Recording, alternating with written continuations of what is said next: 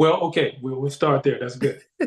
And another thing is, I always like to make sure that even when I'm especially when I'm speaking of other people, I like to make sure I'm accurate, right? Yeah. Because sometimes we can just go off our perspective on things, but I like to make sure I'm accurate. But I will say this, because I never had a desire to be famous, Mm. when I decided to do my artist thing, quite honestly, when you're working with other artists, it's kind of I didn't really get a clear picture of just how crazy it can get Wow. when you're the artist Mm. and now you're facing all those things. Because when you're the producer songwriter, you just kind of get to know these artists when they come into the studio. Mm. Very rarely where you might have an actual friendship with, like, say, your label mates or whatever artist you're working with, right? Yeah. And like, because as long as I was with LaFace, I wasn't like buddy clicked up with any artist on LaFace. I was cool with everybody because everybody was cool with me, but it wasn't one of those things where you could, you kind of get this insight because it's an excellent question of like, okay, why would you want to be in that position in the music business, knowing that the artists most of the time are at the bottom of the totem pole, even Yes. though they're the ones that's presenting the art, right? Yeah. So I was like, but that was the thing I noticed about myself was that I didn't really have a desire to be famous. I just wanted to see what it's like to make a record and Okay. have no interference or disruption from anybody outside of myself. That was the whole goal, right? So when I Okay. told LA I wanted to do an album, he says, "Man, just do it." So I had that freedom. So no one was breathing over my neck at all. And then what I did was, I will give you this tidbit, but this is a person that played a very, very pivotal role.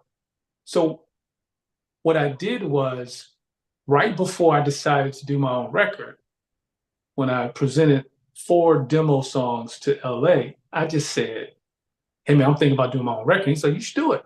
So he took the demos and he was playing it for different people in the office. And at that time, DJ Eddie F was there as Mm. he was doing. Oh yeah. Yeah, Yeah. Eddie Yeah. F had been brought in to Yeah. do, he was working in the A&R department. So it was him and 2 other people in the A&R department. So LA played 4 of my demo songs that were, mind you, these songs had been recorded on 4-track tape. They were just my home demos. But he played, and everybody was just like, "Yo, who is that?" Now, mind you, most of the people at the LaFace office, before knowing me as a songwriter and producer, they just knew me as Tony Richards. I was the guy that would come up to the office and bring donuts to the junior staff and stuff like that. Oh. I would just hang out with the staff all the time, right? So, and I would always tell them how much I appreciate them and things like that. So he said, "Y'all know this is Tony, the kid that's always in the office." Eddie F said to LA, "Well, if you don't sign them, I'm signing them." He said it like that. So then things got to moving, and it was and so once everybody put 2 and 2 together, it's like, oh my God, because they already liked me as a person because I was up there, I was always like intermingling with everybody. And so that's how that start. It came upon, like, I was just curious. That's it. I was just curious. I'm like, let's see what it's like to make an album with no interruption. And I didn't have any interruption at all. Like, I had a good 3 to 4 weeks of solid just in there, just making a record without no interruption. But you said that did they not know that you're the guy who did was working with Pebbles that did Boys to Men? Did they not know you did Not like stuff? that. No, no, because it wasn't like, because up until I did Words as an artist. So basically, once I became famous, or whatever you want to call it, for being an artist, I also became that for being a producer and a songwriter. So all that time that I spent working on Tony Braxton, Boyz II Men, and all that, I was still relatively unknown. Oh, Nobody and knew my within the LaFace office, I mean, because he says this is Tony, but you gave the impression that you were just hanging around the office, but I thought at least that they knew you were producing some of the artists as well.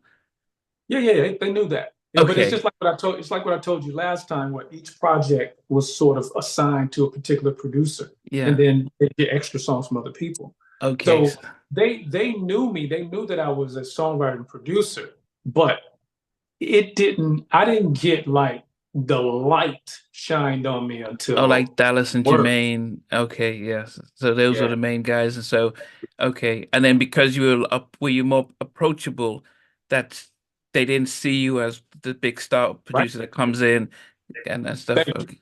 That's a good point. I was very approachable because I approached them. There was Mm. nobody had to approach me because you got to understand from the time that I got there and signed as a songwriter and a producer, I was 21 years old. I was at the office all the time. One of the ways that I would always get these opportunities to produce certain things was because I would because I didn't have anything else to do when I wasn't in my hotel room working on tracks. I would like, let me just go hang out at the LaFace office, and I would sit in the lobby, and it was like this would happen like at least 3 to 4 times a week. LA would come walking through, and he'd be like, "Yo, what's up, Tony? Hey, you want to go get some lunch?" Sure. So I would have these impromptu lunches and meetings and things, and in those conversations, oftentimes he'd be like, "Hey, you want to work on such and such?" Yes. I never said no to any production opportunities. That's how I got Boys to Men, Tony Braxton, all that stuff. Even when it came down to remixing a TLC song, was the same way. What made you decide? Because I doubt many. I think some producers or artists take on the persona as a big star before they've got there, so you wouldn't see them sitting in a lobby like, no, I need to, be in the studio and away. So what gave you that thinking about, let me make myself present? Well, the way I saw it was I'm here, like I'm in Atlanta to work, Mm. right? So if I don't have anything to do, if I wrote some tracks in my hotel room, I'm kicking it around, like, let me just hang out at the office. I just saw it as if I place myself there, I might get more opportunities than if I stay away, hidden in the studio. Mm. So I did both. Yeah, I was a studio rat at that time, but I was also a person that go hang out at the office. And even check this out, even after releasing the album, going platinum, Grammy winner, all that, I would still go to the office and hang out with Steph. I did the same thing I always did. Mm. Because I knew those people, you know what I'm saying? It wasn't Yeah. like there was like a lot of there was never like a huge turnover of Yeah. new employees. No, you were dealing with the same people. And it was also a very short span of time Yeah. because I was at LaFace from 93 to I left there in like 99, I think, when I left. But I got there in 93. Got there in 93. I recorded Words December of 94. 95, we spent the whole year doing artist development. So I was traveling back and forth to the UK, Germany, Amsterdam, working on things, doing video shoots, photo shoots. And then we released the album January 16th, I believe it was, of 96. Okay. So that was a very short span of time, but I did a lot in that time. Hey guys, thanks for watching. Thanks for being a part of Halftime Chat. Please remember to subscribe, share, and comment. But most importantly, why don't you become a member of Halftime Chat? We've got amazing videos, amazing perks, and being able to support the channel. But anyway, thanks for watching. Take care. I never participated in that kind of. And somewhere in between us for even loving us, on which I didn't miss you with. What was it like growing up? She's still making an impact on 4 houses down. I have a couple of pieces. trying to get this one and that one. That works for you, but just for me, No. Okay. They don't understand what those boys and men all Play it. These guys, they all work together. mean, I love all different genres.